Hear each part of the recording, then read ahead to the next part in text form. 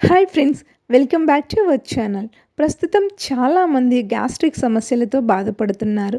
దీనికి కారణం సరైన సమయానికి ఆహారం తీసుకోకపోవడం, బయటి ఆహార పదార్థాలను ఎక్కువగా తినడం, ఇలా ఎన్నో కారణాల వలన గ్యాస్ సంబంధిత సమస్యలు వస్తున్నాయి.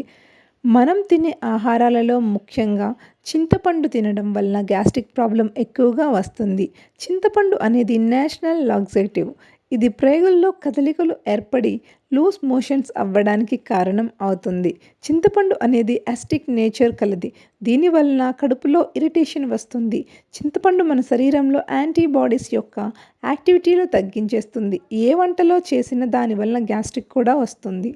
చింతపండు వేసిన వంటల్లో బ్యాలెన్స్ చేయడానికి ఉప్పు ఎక్కువగా పడుతుంది. దీనివలన దంతాలపై ఉన్న ఎనామిల్ డ్యామేజ్ అవుతుంది. అందువల్ల పళ్ళ తీపులు, చెవి లాగడం వంటి సమస్యలు వస్తాయి. అందుకే సాధ్యమైనంత వరకు చింతపండును తినడం మానేయాలి. చింతపండుకు బదులు మలబార్ చింతపండును వంటల్లో వాడుకోవచ్చు. చిన్న ఉసిరికాయలాగా ఇవి చెట్టుకు కాస్తాయి. ఇవి మగ్గిన తర్వాత ఎండబడితే నల్లగా మారతాయి. ఇవి ఎక్కువగా కాశ్మీర్ లాంటి చల్లని ప్రదేశాల్లో దొరుకుతాయి. 100 గ్రాములు మలబార్ చింతపండు తీసుకుంటే 40 గ్రాముల క్యాలరీల శక్తి లభిస్తుంది. కార్బోహైడ్రేట్స్ 4 గ్రాములు, ఫ్యాట్స్ 0.5%, ప్రోటీన్ 1 గ్రామ్, ఫైబర్ 2 గ్రాములు ఉంటాయి.